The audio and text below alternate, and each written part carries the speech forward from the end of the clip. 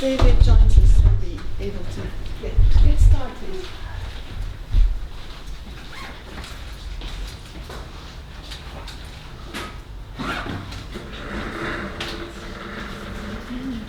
Does that suit you?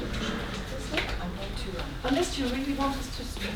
No. I'll just make one small adjustment to make it work like we can start. Okay. Right, Sonia, and we're just expecting. I don't know what her name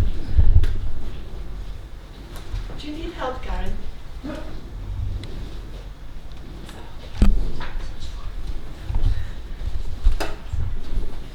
And you have some flat pens too.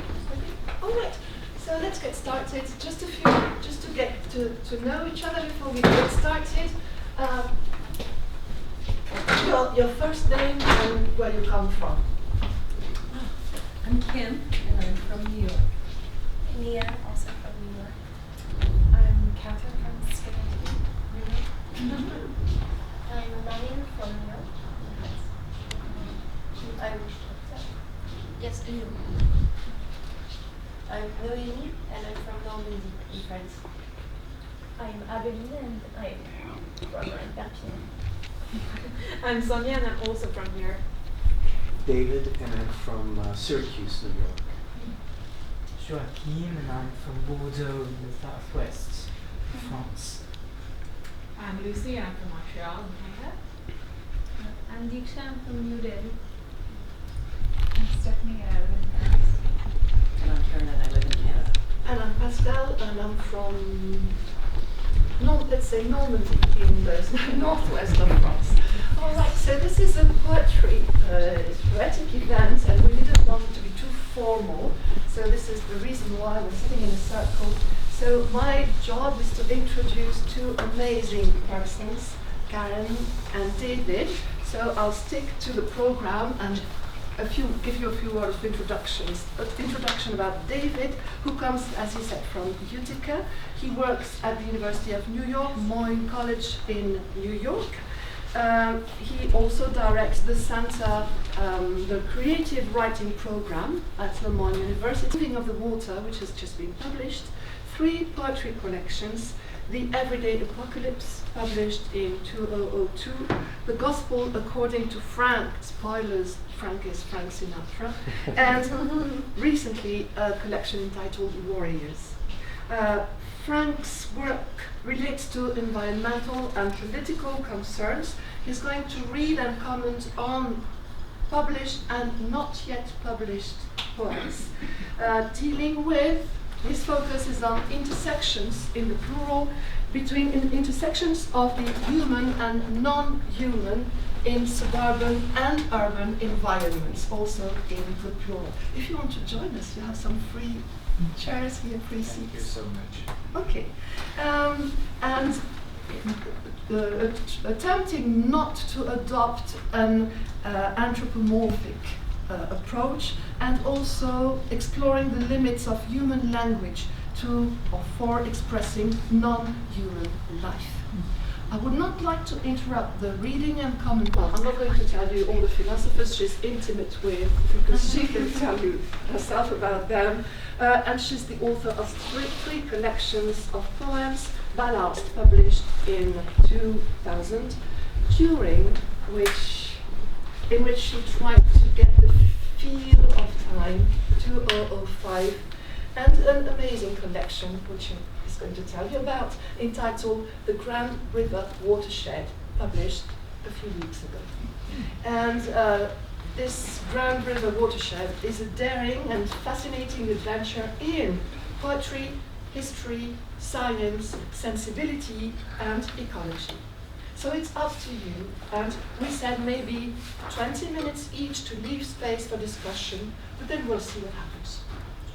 If you want to echo each other. Okay. I'm sorry. I think I'll stand so I can project a little better. Please do. And I'm going and to... same with the audience if you want to stand and move and so on. Let's see, I'm going to skip some of this, and I'm concentrating on independent life forms that are comfortable in and increasingly adapting to environments radically shaped by human activity. And I'm going to begin with a poem about enchantment. So some of these poems, only one, I think, is actually in a book I've published. So it's all new work and untested, so you're my experiment here. This is a poem about enchantment, and of course the conference topic is re-enchanting urban wildness. And the poem draws on the belief that the natural world was indeed enchanted for humans, and there was evidence of it everywhere humans looked around us. And that this enchantment was created and governed by gods and goddesses. So few humans believe in that now, of course, but this poem tries to imagine some earlier human ways of relating to our world while including contemporary references. It's titled Forgotten. The gods are angry. I hear it in their pulsing silence. Angry at the mirrors in bathrooms, at rivers no longer obeying the simplest dictates, at seas coagulating their own continents, at the multitudinous creatures sacrificed, but not to them. Angry at wine leaked in alleyways, licked from sidewalks. Angry at screaming birds that won't bend their wings. Angry at thousands of buried suns. I should do something to save us, but I've forgotten which herbs to burn, forgotten who to love and why, which well is sacred for which disease, how to slash with a sanctified knife to give pause, forgotten how to touch my firstborn, forgotten the words the gods can hear, forgotten even their names, always near our lips, and the names of their offspring, embalmed in constellations no longer out of reach. Some of these poems, of course, mourn what we've lost, and this is one of them that is a mourning poem. Some of them, I hope the next three, are more in the celebratory mode, which is equally important for what we have. And the next three poems are about birds, which of course are creatures that easily cross these boundaries we've been talking about, from wild to human curated spaces. And pigeons, crows, starlings, hawks who live in skyscrapers in New York City. I'll read three short poems. The first is titled Sovereign. And when I was sitting outside my house one day in the summer, I heard a very loud, aggressive little bird, tiny little bird, peek at my roof, a house wren. I knew what it was, but I didn't know anything about it. And my process is, which you'll see Karen's process later, but I watch, I get a notebook, I write down what I hear and see, if I want to write about it. Then I do research and try to find out as much as I can. This bird is a male bird making its noise to attract females. It had built several nests because the female needs to like one of the nests. None of that enters the poem, but I feel I have some confidence and maybe some context the more I know. The poem uses images drawn from human life, which I kind of have to do to try to get at something in this bird. The house wren, it's titled Sovereign. The house wren is at home wherever he is and won't shut up from the peak of my roof, foremost lectern in the land, above my home, as I call it, and can prove to you with documents, the mouse scat on the counter and a yellow jacket buzzing death throes on the sill say otherwise. That this guy, fit as a fist, is sovereign over the sky, the air, the song from his throat, the shingles that slope away on either side. The goldfinch, if you don't know this bird, I'm not sure if it's in Europe or not, but in the North America, it's a beautiful golden-bellied bird, and it feasts on seeds of the thistle, which I hate because it grows everywhere. I kind of love it. I've grown to love it, I should say. I used to dig them up. It has needles and sort of thorns on it. Oh no.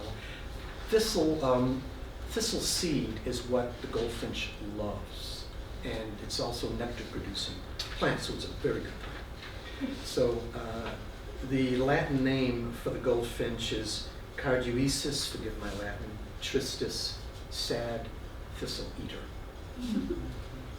It's the future goldfinch on the future thistle, and I think the poem is trying to welcome difference and let go of our resistance.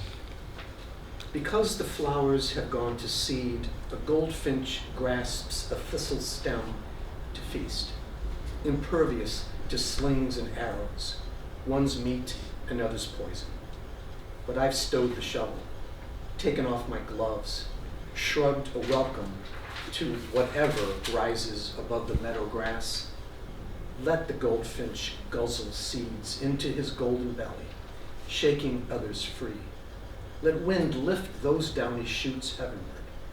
Let gravity beckon with grasping fingers, humming the good life down below. Let air suspend them until earth births them, suckles them, releases them, that future thistles might surge through the grass, flaunt their slings and outrageous arrows, that future goldfinches, sad only in their gentle mortality, might grip the stems of August thistles and feast on the strange and marvelous goodness that eludes me. Hawk in the city. The hawk sees with interior eyes the mouse on the stove, the cow in the stew, rats chewing, kittens, kids, puppies, measured and weighed, ponds, rivers, the ocean like a nearby star. Breathing is his business too, taking in the quick and the still, reddened sidewalks, sewer tenements, the cop's pistol holstered, the beggar's lung bursting, the reach of money through a wall, whiff of love through skin, hate that keeps the ears hammering with nothing to hit, the greed that runs fingers over surfaces. There's always enough for the hawk, but there's no rush. The sky redraws itself, the sun ascends between skyscrapers, through burnt air, through sealed windows, the moon ebbs and flows. Myself and many humans I know believe, or can be duped into believing, that what we make doesn't change. And I'm always kind of struck when I take walks, long walks where I live, how everything is constantly changing, that is the fact of the world we live in.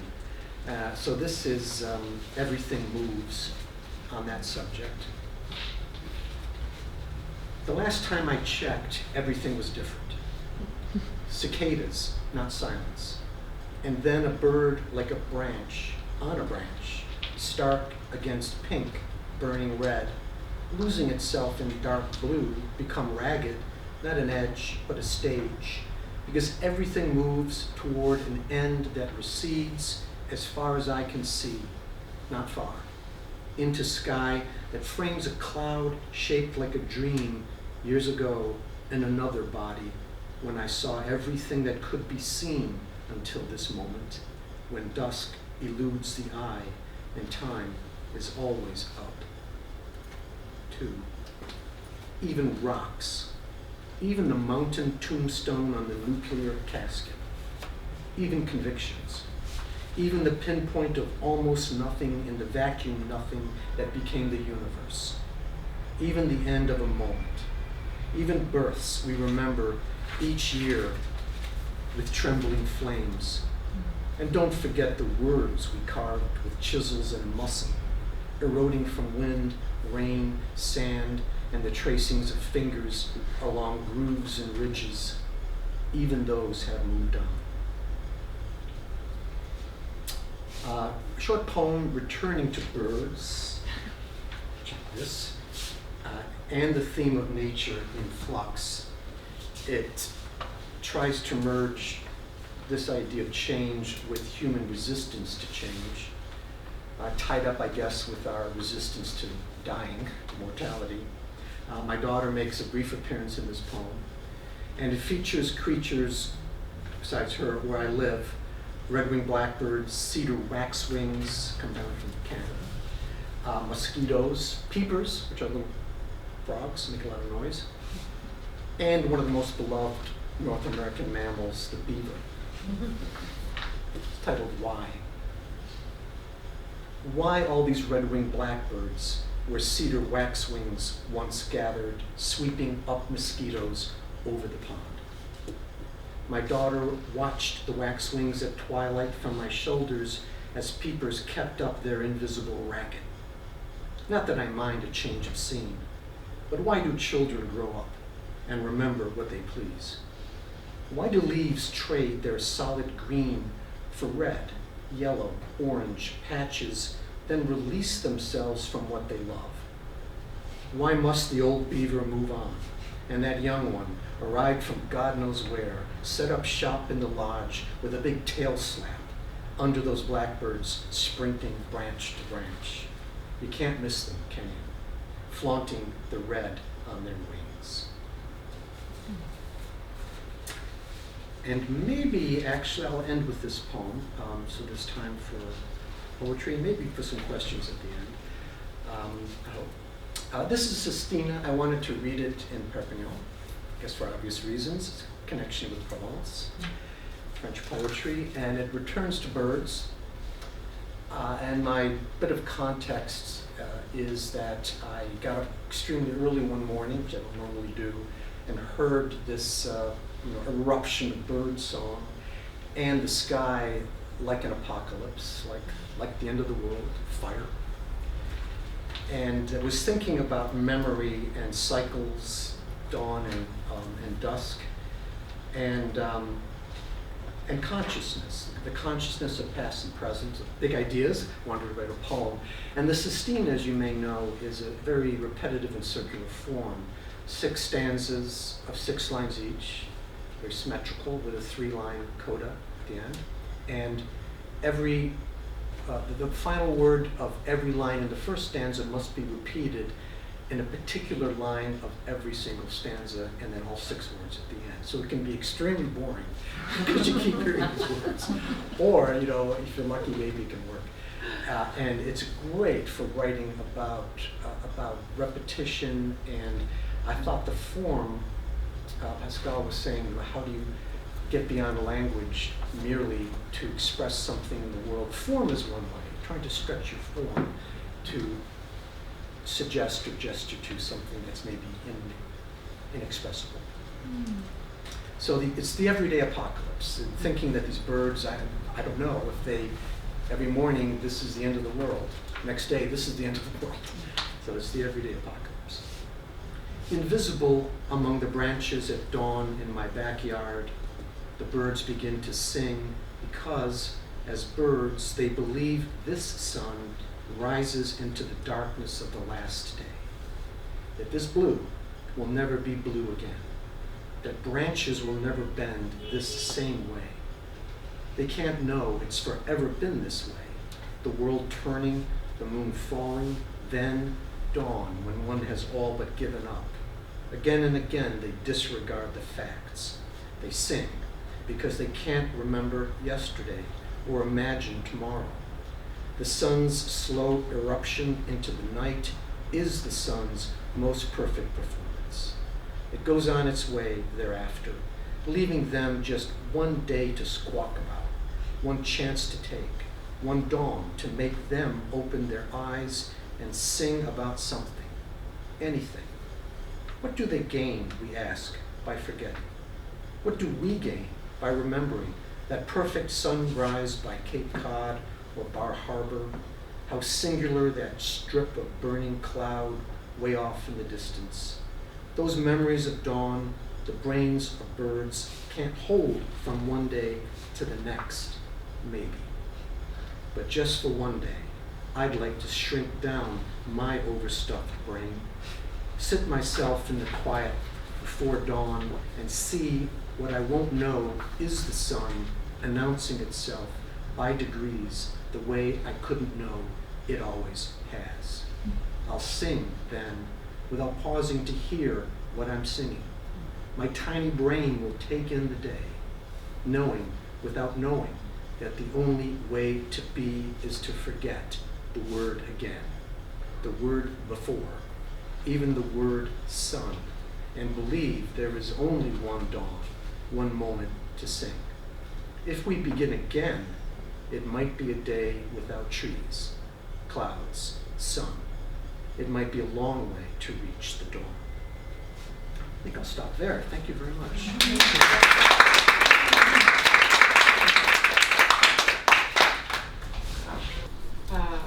We're going to make sure that we understand this word, because it's one of those that can be easily misread by this, if you think you know what a shed is. So a watershed, pour ceux qui parlent français, a watershed is a geographical unit that would define an area of space based on the reach that pulls all the water into a river. Okay?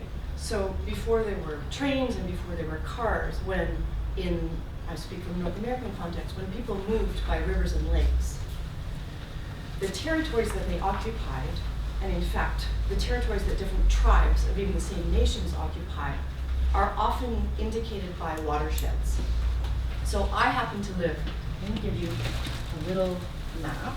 This is my map of North America and Mexico, Florida, a little bit over here, random Arctic, then you'll know this is Quebec. This is how we know the shape of Canada, right?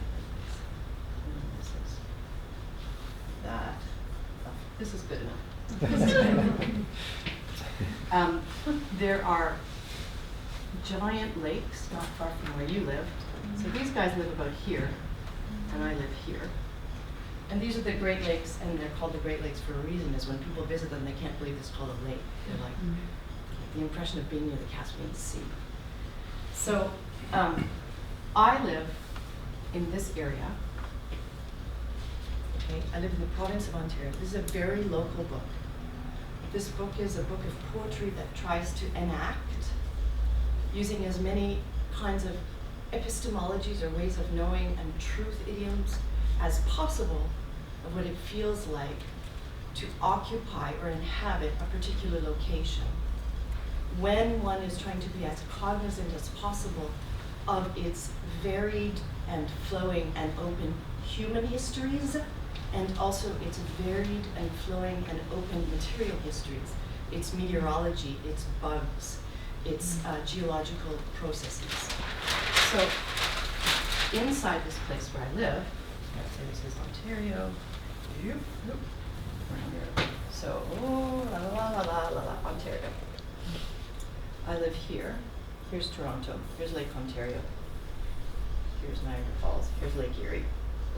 The Grand River is a very massive area that pulls all the waters from all these little ruisseaux, tiny, and pulls them all down into this basin that's called the Grand. And the Grand River dumps in Lake Erie. Lake Erie dumps in Niagara Falls. Niagara Falls goes to Lake Ontario. It goes out to the St. Laurent, and then it's in the Atlantic. So this is the watershed that I live in. And I'm going to draw a little box there that will become relevant in a minute. So this watershed, and the river is called the Grand River. It's not just a sense that it's a river that's grand. It's actually called the Grand River. And this particular river has a very, very contested political history. This area is subject to what's called Treaty 3, or the Between the Lakes Treaty, which was signed between the British Crown and the Mississaugas of the Credit, First Nations, and it's never really been fully respected. And I'll say one other thing that I think is important is there was a war between the United States, which was founded in 1776, and what wasn't yet Canada, which was still a British area, the British Empire. And so the US border runs basically right through here. There's Buffalo and there's Schenectady and stuff. So now we have US and Canada. that's divided in the middle of the Niagara River. It's very interesting to think about borders that are in the middle of rivers. But in the year 1812, the US invaded Canada, tried to invade Canada. And many, many factors involved. So this wasn't Canada, this was the British Empire, this was the British Crown. This was, you know, the Queen and King of England. Canada resisted the invasion of the US, and had it not been the case, then we would still, the border would probably be different, and where I live would probably be part of the USA.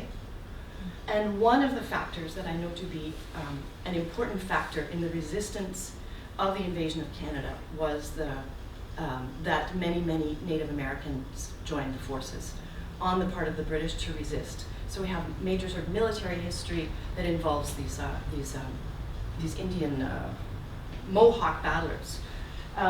So because the British resisted the invasion of the US, after the war, as a way of giving thanks to the Native peoples, and at that time it was the Mohawk, the Onondaga, the Oneida, the Seneca, to the north a little bit, the Neutral, the Potawatomi, as a way of giving thanks to these peoples.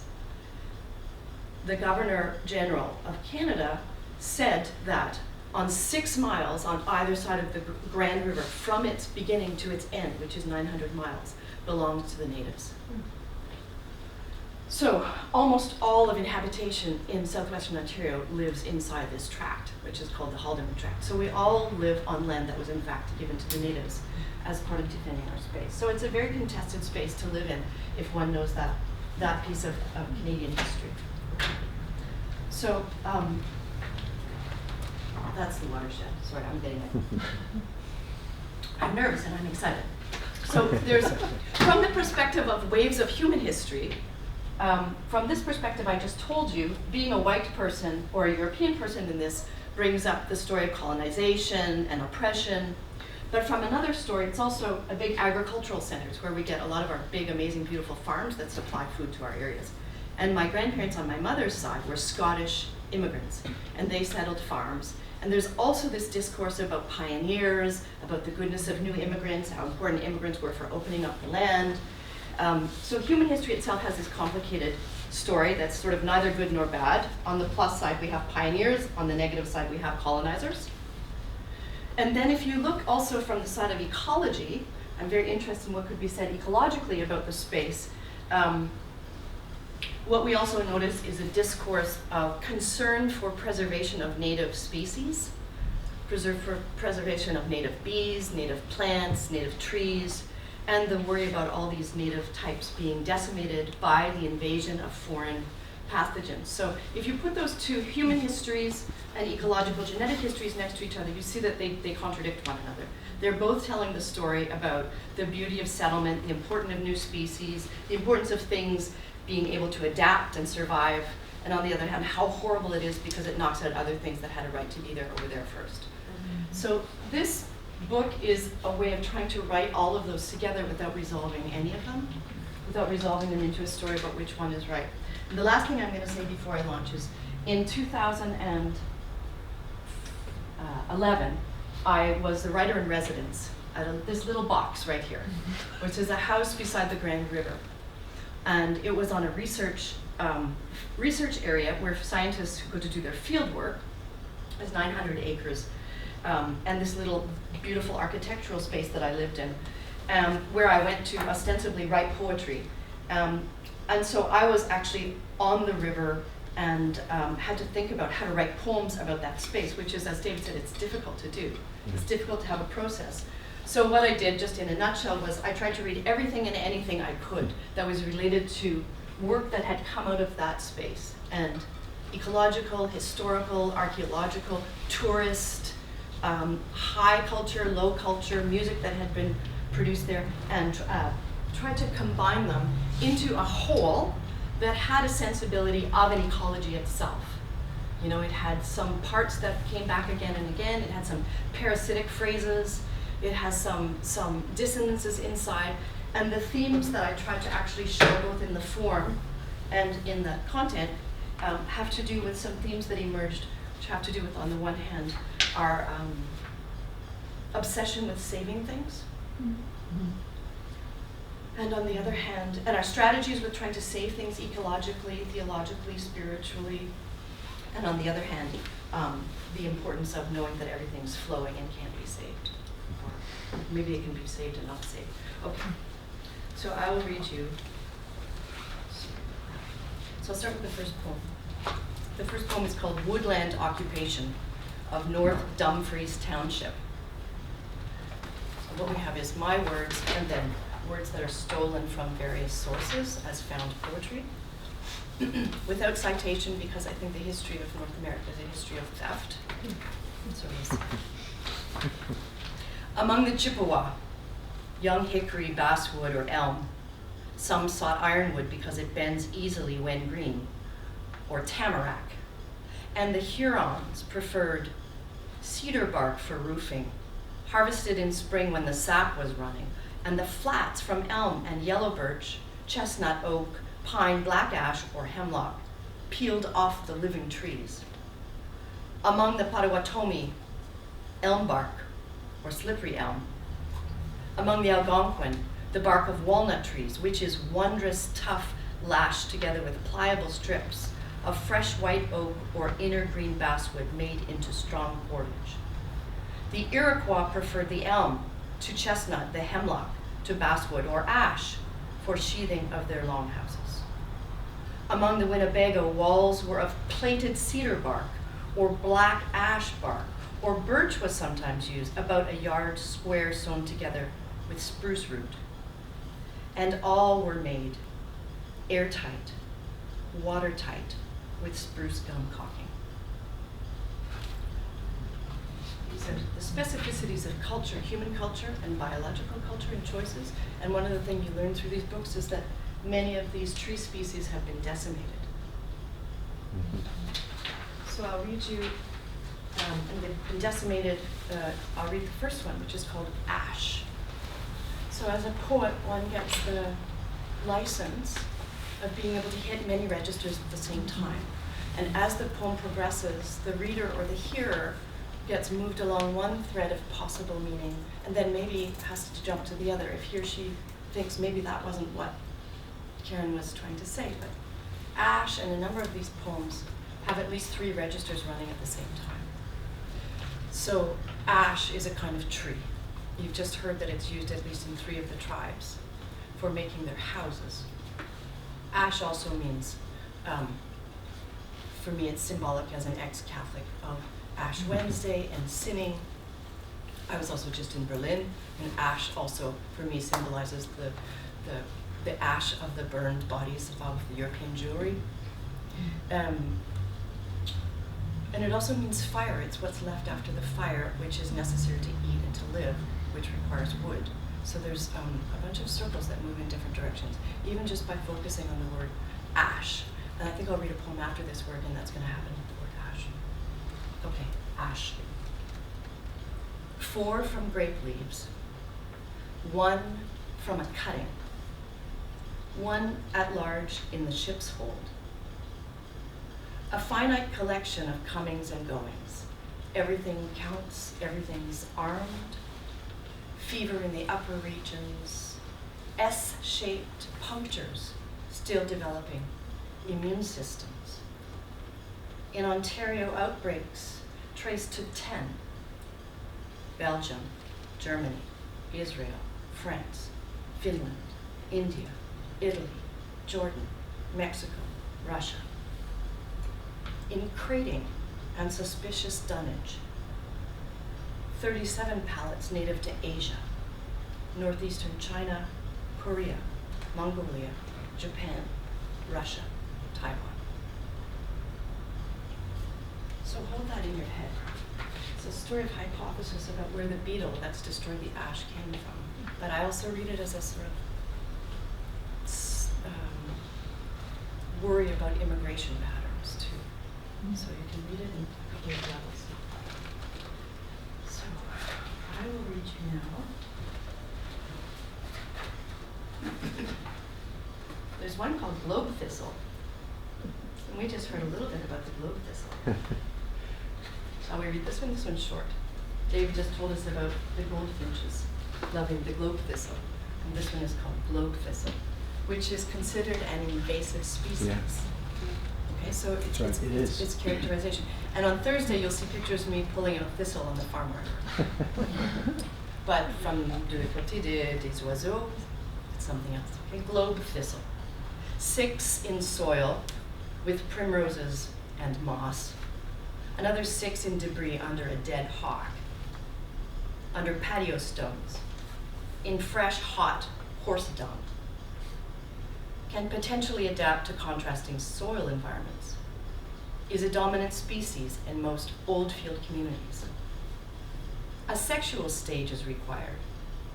A silver, hairy stem. A pulsing of false positives. Whether each species was resident or not, to make a distinction between which live permanently in the region or those that overwintered and those that might migrate through the area and do not overwinter here, see table 2. The ideal outcome being we won't have to.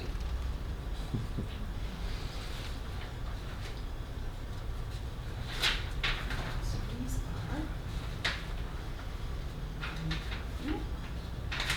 so I have a method about science, but I'll leave that. There's actually in a book that Nathalie Blanc just published that's called Life, Art Forms, and Science. There's a piece that I wrote about the process by which I basically stole from science and talked to scientists and got them to show me the world that I was trying to inhabit. I have one more. This is where my eyes are, the glasses are going like this. So maybe I'll just try like this.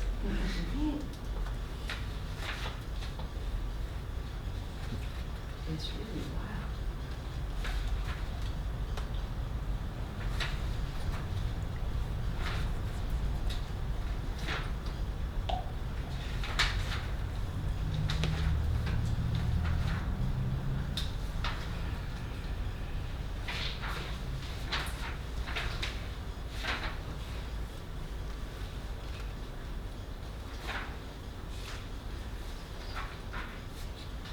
Okay.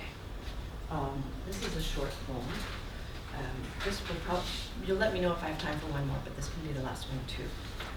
And so, one of the things that's fascinating to me, and as Pascal said, I used to be a scientist and I did field work and I did lab work.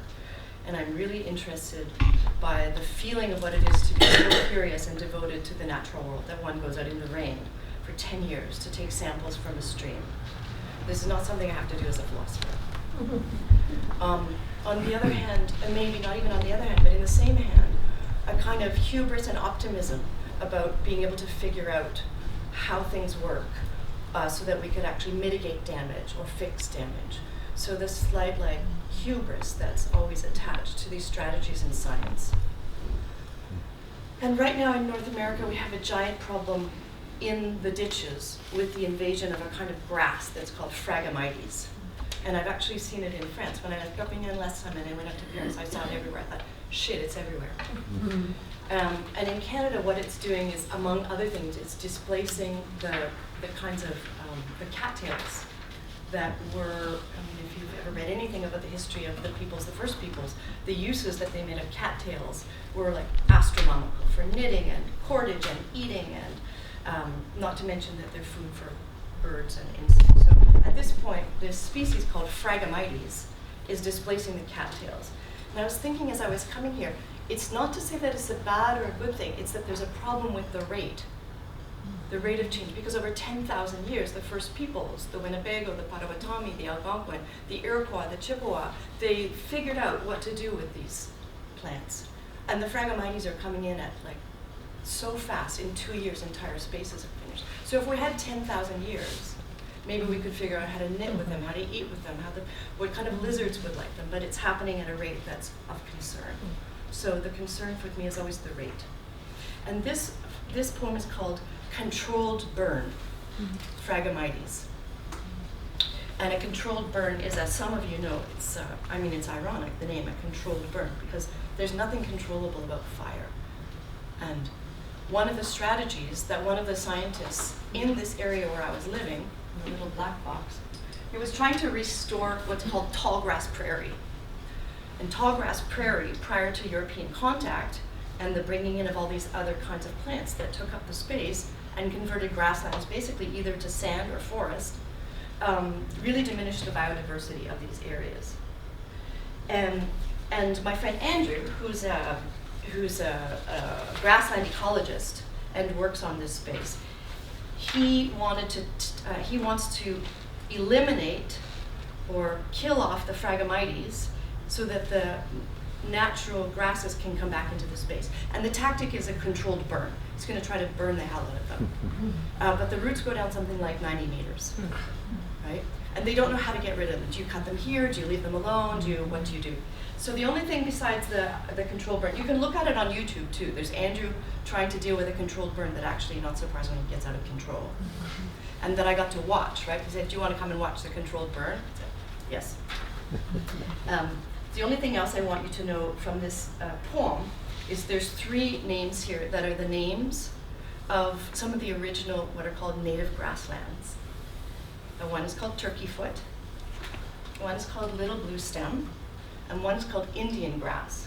And even that tells you that the names weren't the names that the Hurons or the Neutral or the Winnebago would have used. These are European names. But Turkeyfoot, Little Blue Stem, and Indian grass. Controlled burn. Phragmites. A bobby pin. Fire tearing sideways through the raspberries. A bobcat in the rounded moss humps. Feline charcoal. Is an invasive plant causing damage to Ontario's biodiversity, wetlands, and beaches. Flannel flames gust. A heat that climbs its own shoulders to jump. Is rooting to extreme lengths, allowing it to survive in relatively dry areas. John Owen Lynch's eldest girl had another girl inside her, skeletonized. Is a perennial grass that has been damaging Ontario ecosystems for decades. Every hydro pool along the Blair Road, a perfect arrow of yellow, an outward rolling rim of scorch. Is not clear how it was transported to North America from its native home in Eurasia. Boiled tongues are licking the residential hydrogrid, the flammable golf course surface. Is an aggressive plant that spreads quickly and outcompetes native species for water, for nutrients. At the Grand River, the controlled burn dives straight down into the shale. A half-life of 5,568 years, clocks to ash at 14 minutes and 8 seconds. Is releasing toxins from its roots into the soil to hinder the growth of and kill surrounding plants. The hands on Andrew's stopwatch melt at Turkeyfoot, Little Blue Stem, Indian grass, and the big ash is coming down.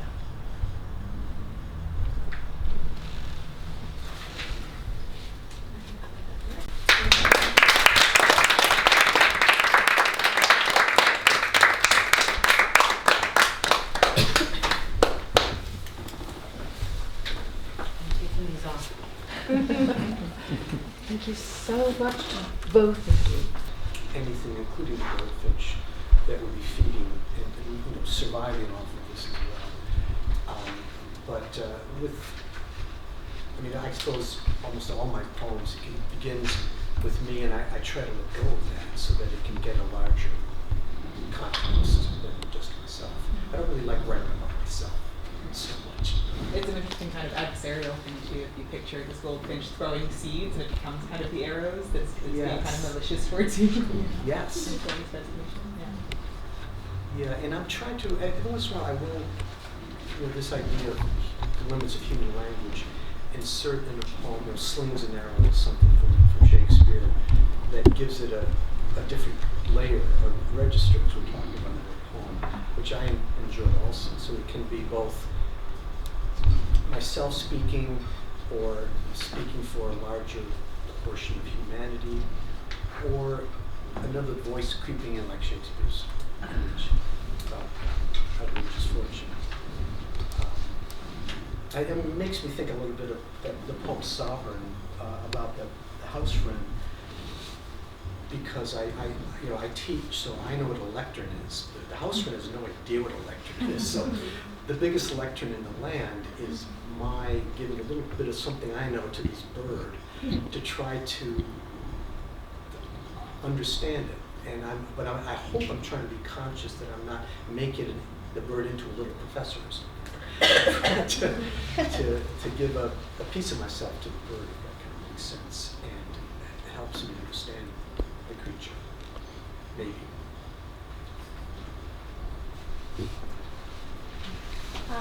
Thank you both for really, really powerful word comment and question for both of you at the same time, being that you were able to so powerfully grasp. You both were very specific. I live in the Northeast, and you were very, very specific about that particular area, and that certainly comes through. And I just got the sense that it's very local, and yet to me it resonates so much within North American sort of eco-critical writing, and that whole constant emphasis on birds and the significance of birds in North American culture, going from Audubon to Rachel Carson, bald eagle versus turkey, etc., as national birds, having state birds. I guess my question would be whether, in your experience, familiarized with poets from other countries or from other regions, I think there's something very specifically North American. I can't describe it, but I get the sense of how you relate to what you're writing about in a local manner. And I'm wondering if, in your experience as poets, have you encountered that same sentiment from other poets from all of you might have met around the world, which you think I can't describe. You tell me about your own way to relate to the land, but it certainly sounds very North American to me. So I'm asking if you find that, I don't know, what poets you might have met around the world who relate to the land in such way, or do you find that they write about the land in a different type of connection that might make it specifically French or Indian or Spanish or whatnot? I'm sorry if it's a sort of all over the place question. I hope you get a chance to read the whole thing, because I think I also undo my sense of clarity about where I am. Because there's such a tension between saying, this is where I'm from, which in a sense is true up through let's say my mother's side of the family to a certain extent. But through my father's side of the family, it's not where he's from. And so there's like the tension between knowing where you are and understanding where you are, trying to inhabit where you are in some kind of authentic, careful, modest, but real way, and still be not provincial and not closed and not closed to immigrants and not averse to things that change and evolve. So both of those, in this work, both of those strong sensibilities of trying and also, you pay attention, let's say, to the Nordic histories, which are not about staying in place. Like, I wonder if those two possibilities of both being where you are and fully being where you are and not being from anywhere but being a bunch of verbs that are happening would be possible no matter where one found oneself. I don't know. Maybe I turn it back to you. I maybe I'll do a very personal response to it. I find I respond more to poets who seem grounded in place, in particular language. Of your poems, I think I'm sensing that with what you read. And we had a discussion earlier with a couple of people about, who didn't respond to John Ashbery. Great poet, but I don't have a connection, and I wonder if it's because I don't get in place with a poet like that. And I've not met Emily Dickinson, so I can't, but I love her poetry because of those birds that live in her backyard. And, and she knows them intimately, and also all the plants and the flowers in that space. So I'm not sure if it is a personal thing or if there's something else going on. But again, if it's a poet from Iceland or a poet I do a lot of work on Welsh poets. There's a poet named R.S. Thomas who's totally grounded in his place in Wales, and he writes about that, and he writes about the geography and the history, and I find it reaches me. I'm going to add one tiny PS though. So this is, with full respect, I also respond to what you call place-based poetry. Probably more, although I'm madly in love with John Ashbery. It's from a political person. So this is what's interesting to me about this moment in eco-poetry and eco-criticism, is if you're, you know, of the side of birds and thistles, and you don't have your ear up against the wall of current, like, neo-colonial discourse, one can, and I'm just as easily guilty of this, sliding into a kind of either romanticism or even a sort of unconscious way of claiming authority for a space because of one's knowing of that space. And there's a large alarm bell that's rung in a political register by people who claim to know a place or to be of a place. And in the history even of Nazi Germany, there are roots that come from ecology that says, we are of this place. The German roots and the German blood, the Aryan blood is of this place. We know the birds. We know these rivers. Our blood is in these rivers. And everything else is kind of like a rat that's trying to get in here.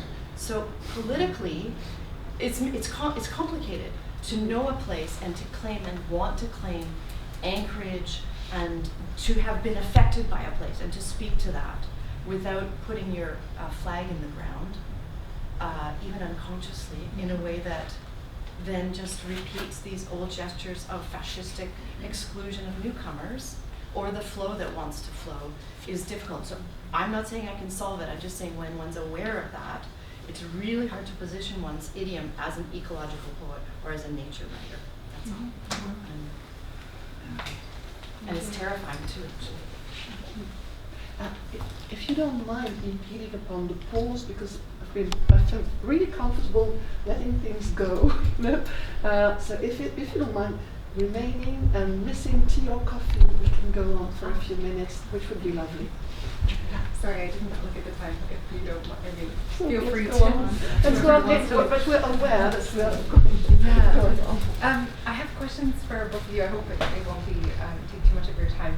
But just quickly to comment on, it's really interesting what you were just saying about ecopoet, the kind of where to place oneself in ecopoetics. And I think it seems to me that there's really space for both of those.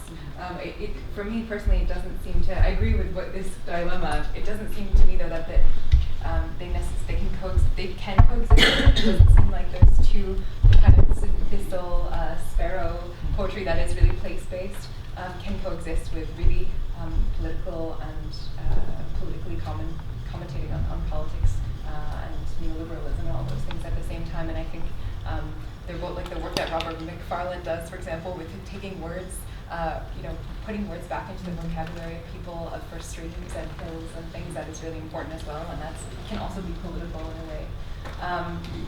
And I just wanted to, that goes to a question that I was going to ask you, David, and then I have a question for you, Karen. That idea that was already brought up about sort of not speaking about the self in your poems so much. And it seems like there's a kind of decentering there, almost like Arthur C. and Jane Hirschfeld talk about this idea of like seeing the world as a web, sort of, and that eco-poetry tends to be a good place to not talk about the self, or those kind of go hand in hand. Do you find that is just something that is natural when you're observing nature, or you feel like you want to talk more about nature and maybe the self comes only in filters, or how do you see that? Yeah, well, I think that there is a sense in which the self you. It doesn't mean that's the only way to do it, but I think for me, just because of who I am, that feels right. It feels good as a writer to be putting my focus outward. And as you say, I like this image you have of, I hadn't heard that before, Jane Hirschfeld, of decentering and creating a more web-like experience and sets of connections. It might also partly be an aesthetic thing too, in terms of the kinds of poetry that I like to read and listen to. I'm not sure. Yeah. just another quick thing also about birds, because you've had quite a few poems about Yes. birds. Do you find that, are you interested, or do you ever think about the birds' rituals that are kind of almost similar? Do you think maybe humans were interested in birds because of these rituals that they have, like migration and mating rituals, for example? And do you think maybe They're there's just something in such that? fascinating creatures. I just can't take my eyes off them. Any Yeah. creature that kind of comes within my scope. And so certainly their behaviors are kind of addictive to watch. If you heard one bird song in the morning, you want to hear it if you can get up, every morning or evening. So what is at the root of that? I honestly, I don't know what it is, but I think that is certainly a part of it, that are observing their patterns of behavior. And you learn more and more remarkable things about their navigation abilities and their sort of intricate mating abilities. I was watching a program about, what are they called? I think they're African birds with incredible plumage, and they dance these elaborate dances when they're mating. And really, it is absolutely birds of paradise. Yeah. So I don't know if I can write about a bird of paradise, but maybe one day I'll try. So yes, I'm sure that's a huge part of it. They're both very strange and very familiar, which I like as well. I'm sorry, if I have time, just a quick question, please. You spoke about the forum briefly, and I wanted to know how you were reading the poems. Were they? And they do different things, so you can rifle through this after if you want to Yeah, see. yeah. In some cases, so as I said, I took some science articles that had been published by data that was extracted from the kinds of birds and bees and wasps and trees and stuff that were there, and when they appear in italics. Okay. And sometimes I cite them and sometimes I don't cite them. And then in other poems, I set it up so that you move from one side of the page to the other like this. Yeah. So you can read it, and there are different histories depending upon whether you read it this way or this way. If you read it this way, you're going to get a nice little cozy history about pioneers. If you read it this way, you're going to get a sort of sad register of peoples who are genocidally gone. But if you read it back and forth, you get this odd dissonance. In fact, does one inspire the other? Does the factual material get you writing? Okay. I think we'll have to stop for now. Yes. Thank you. Thank you. So much.